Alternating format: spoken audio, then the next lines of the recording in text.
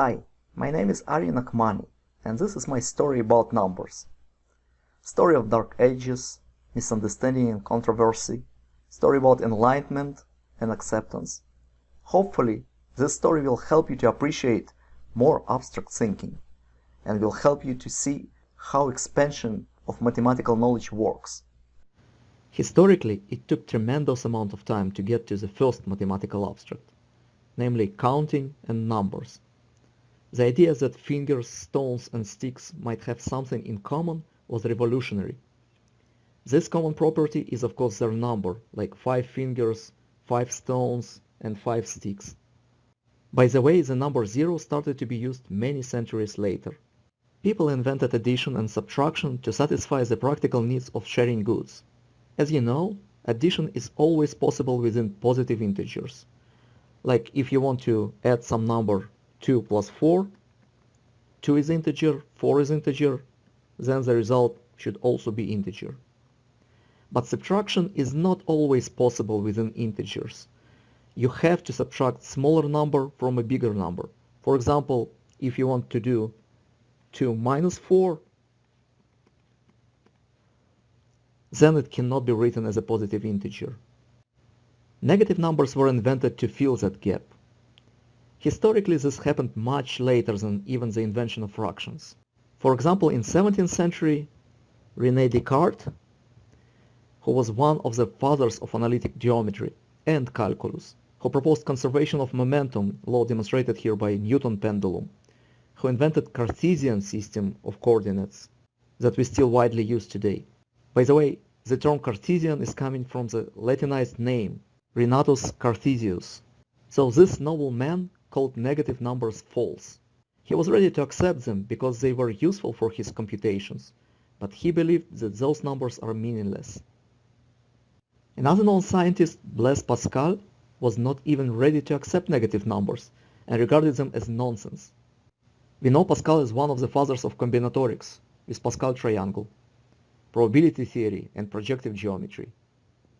He also contributed to understanding of pressure and vacuum, where he has law on his name, pressure law, and he is one of the first mechanical calculator designers.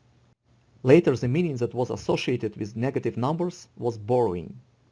With negative and positive numbers, the addition and subtraction are always possible.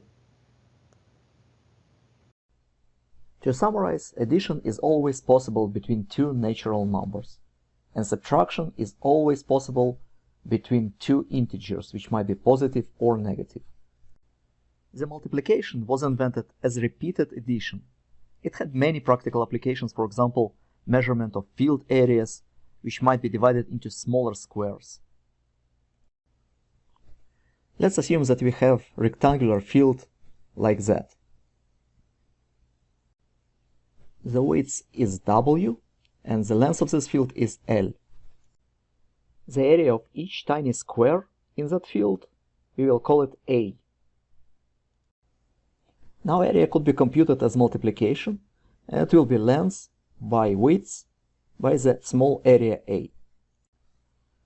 Again, multiplication is always possible in integers, but the opposite operation, division, is not always possible. For example, 5 could not be divided by 2 using integers only. This is why the rational numbers or fractions were invented. Now division becomes possible for all rational numbers except 0. So natural numbers are included in integers. Those integers always could be written as a fraction. For example, 5 could be written as 5 over 1, which is a fraction. Or it could be also written as 10 over 2, or 55 over 11. All of those numbers are equivalent to number 5. Formally, addition, subtraction, multiplication, and division are possible within rational numbers or fractions. Now, the question is that enough, and we don't need any additional types of numbers? Here we need to mention the need to measure length and area where only fractional numbers are not good enough. From the needs of length and area measurements of the length, in other words, agricultural needs, geometry was invented. Geometry is translated from ancient Greek as earth and measurement. One of the simplest geometric shapes is a triangle.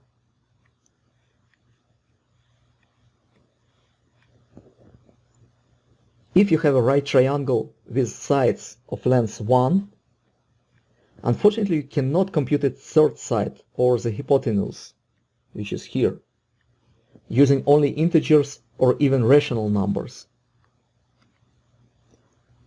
Based on the Pythagoras theorem, we know that sum of the squares of the sides should be square of the hypotenuse, when those are the sides. Which means if you have side 1 and another side is also 1, C will be square root of 1 squared plus 2 second 1 squared, which is square root of 2. This is how rational numbers were introduced, just to make this problem solvable. Is there any possible number that could not be written as some combination of roots? The answer is yes. Not all numbers could be represented by roots, or be solutions of polynomial equations with rational coefficients. Those numbers that can't are called transcendental. You know a few of those numbers. For example, number pi and number e. Those numbers are transcendental. Their transcendentality was proven only in 1882 by Linderman. So it is not possible to have any polynomial equations to have pi roots if all ai coefficients are rational numbers.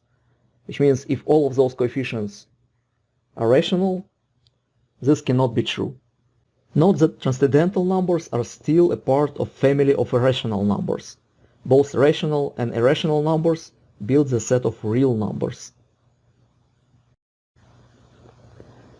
The race after solving polynomial equations of higher and higher orders brought one more innovation: complex numbers.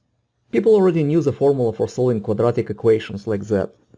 So if you have quadratic equation ax squared plus bx plus c equals 0, the solution x1, 2 will be definitely minus b plus minus square root of b squared minus 4ac divided by twice a. This is a solution. By the way, the proof of this formula is not very complicated. It is based on completing square.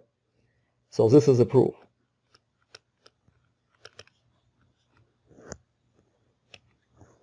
First, let's start with the equation itself. You have ax squared plus bx plus c equals 0. You want to write that equation as complete square plus some constant. And it's always possible to do so, and we will see why. So what I want to do is to write that polynomial as a multiplied by x minus some constant alpha squared plus some constant beta. And I don't know those constants right now. I will find them as a function of a, b, and c a little bit later. But it's always possible to write that polynomial in that shape. Now I want to find what alpha and beta are as a function of a, b, and c. So let's open it up. It will be ax squared minus twice ax alpha plus a alpha squared plus beta. Now, why I would like to have it in that shape? Why this shape is convenient? This is the reason. Because this one is easily solvable, and this is how I can solve it. If a x minus alpha squared plus beta equals 0, this means that x minus alpha squared equals minus beta over a. I just moved beta with different sign to the other side and divided both sides by a. Now, this is easily solvable for x, because I can write that this one is plus minus square root of minus beta over a. And this is a solution of my quadratic equation of that kind. But now the only thing that I need to know is what is alpha and what is beta. So here how I go about that. First of all, the first coefficient is the same, the coefficient of x squared. All of the coefficients should be the same. Second coefficient, which is coefficient b, should be the same as this one and this one together. And third coefficient c should be equal to all of that. So let's see what we get from that. So a equals to a, b equals to minus twice a alpha, and c equals a alpha squared plus beta. So all coefficients of the polynomial should be equal to make two polynomials equal. This is how I get there. Now let's compute from those two what is alpha and what is beta as a function of a, b, and c. So from this one we get alpha equals minus b over 2a. Here beta equals c minus a multiplied by alpha squared. But alpha squared I found it here already. So it will be b over 2a squared. So it will be c minus ab squared divided by 4a squared. So you have cancellation here. That will be c minus b squared over 4a. Now the only thing left to do is to put those two into that formula. This is what I will get. x12 equals, so in that formula of course I need to add here alpha from that one when I move into the other side. So this is what I get. Plus minus square root of beta, which is that thing, over a. So it's 1 over a multiplied by beta. Beta is c minus b squared divided by 4a. Now I need to use also sign minus here. This one, so it will be minus here. And plus alpha, which is minus b over twice a. So let's see what we get here. So this is plus minus square root. And now inside of that square root, I want to do something like that. I want to put that thing inside. So I'll have minus c over a plus b squared over 4a squared. Now I can multiply c by a, and here I will get a squared, so I haven't changed anything yet. Now I can also multiply by 4 here and by 4 here. Again, haven't changed anything yet. And then it will be minus b over twice a. Now, we can simplify that. How I can simplify that? First of all, 4a squared is common denominator to those two. And it also could come out of the root as 1 over 2a. So it's plus minus 1 over 2a. And inside of that root, I have b squared minus 4ac and minus b divided by 2a. Again, you have common denominator of 2a here and 2a here. And you can see that this is exactly the formula that we have here. This is the same formula, so this is the proof. Sometimes this formula is not working because we could get a square root of negative number. This happens when the discriminant, which is here, is negative. 500 years ago, nobody paid attention to that. People thought that there are no solutions to some quadratic equations, until the formula for solving cubic equations was developed by Tartaglia and Cardano. The cubic equation should always have at least one real root, but frequently the formula was giving the real solution only by manipulating roots of negative numbers. Okay, let's start with a simple example. First of all, why we always have to have some real root. If you can draw the cubic function, this cubic function will look like that. Generally, this is the overall shape of cubical function. So since it starts at minus infinity here and ends at plus infinity here, it should, because of its continuity, to cross at least one point here and to have real roots. Now, the overall formula is available, so Cardano invented the general formula, and this is the formula. Let's say you have a cubic equation of that kind.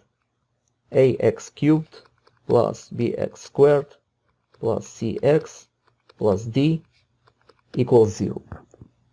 First of all, you need to define some new variables as a function of a, b, c, and d to simplify the formula. So it will be like that. You define a new variable p, which will be equal minus b over 3a, variable q, which will be p cubed plus bc minus 3ad divided by 6a squared, and third variable r, which is defined as c over 3a. Now, one of the roots of cubic equation has to be the following. It's cubic root of q plus q squared plus r minus p squared cubed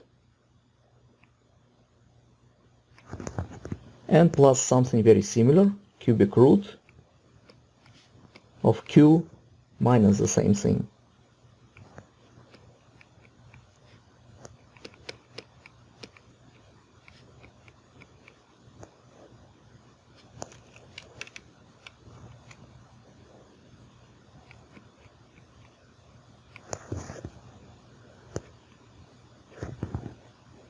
And plus p. Now, this is a formula for cubic equation solution, and you probably haven't seen that before just because the formula is pretty complicated, but it gives always one of the roots of the cubic equation. Now let's try some simple example. Let's try to solve this cubic equation. X cubed minus 15x minus 4 equals 0. Pay attention that this equation has three real roots, and those roots are 4, minus 3.7321, and minus 0.2679. You can check that directly just by putting those numbers into the equation. So you can check directly that 4 is the solution of that thing.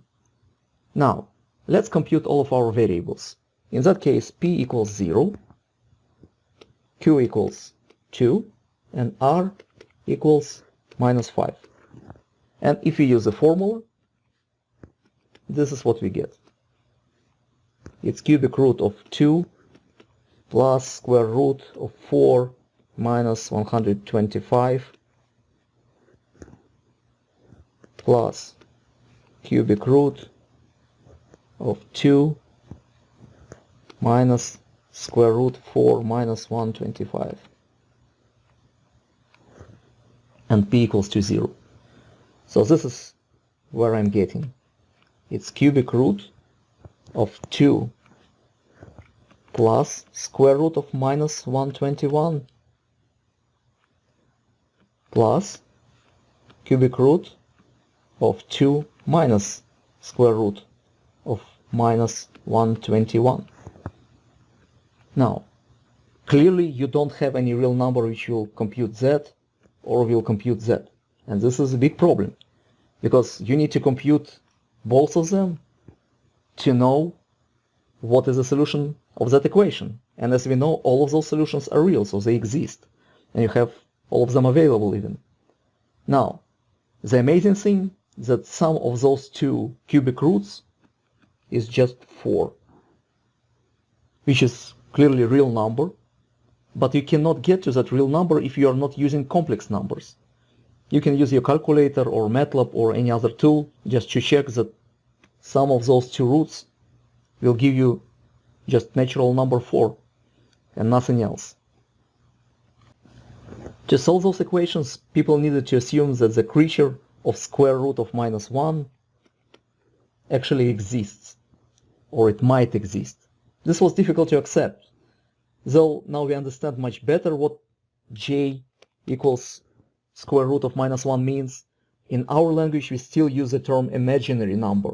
It shows long disbelief in its existence.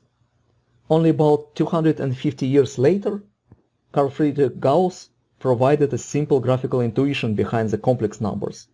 He showed the numbers in Cartesian coordinates. So if you have Cartesian coordinates like that, this will be number 1, and this will be number j, which is basically 90 degrees to the real axis. Moreover, all complex numbers could be represented as pairs of real numbers with specific operations defined on them. So for example, if you're taking number here, this number will be 1 plus j. In other words, you can define that as pair of numbers 1 and 1, which are coefficient of 1 here and coefficient of j. If you want another number, you can write it here, for example. So this number will be, for example, 1 and 2, which is basically 1 plus twice j. So something starts to be clear from those Cartesian coordinates. You could also think about complex numbers as vectors in two-dimensional space, from the origin to the point AB, like this one. So you can think about that as vector from 0, 0 to some point AB. Now, the point AB will be basically equivalent to A plus BJ. Okay, so we started with a real number line, then moved to pairs of numbers. We can go to three-dimensional vector space, where you have three-dimensional coordinates like that. In that three-dimensional space, every point will have A, B, and C coordinates. Or we can expand it to higher dimensional space of vectors, like A, B, C, D, E, and as many coefficients as you like. Linear algebra is making one step forward and expands numerical system to tables of numbers called matrices. We are used to call them 2D array in programming or image in computer vision, where each number represents pixel intensity. Linear algebra is like arithmetics for engineering. It gives ability to write complicated things using simple notation. The catch here is that you need time and serious self-discipline to pass through many boring linear algebra drills to get used to this notation. This is unavoidable, especially if you want to do quality research in signal analysis, systems, controls, machine learning, communications, and other areas. It is also possible to make the next step and to expand 2D arrays into n-dimensional arrays. In maths, those are called tensors.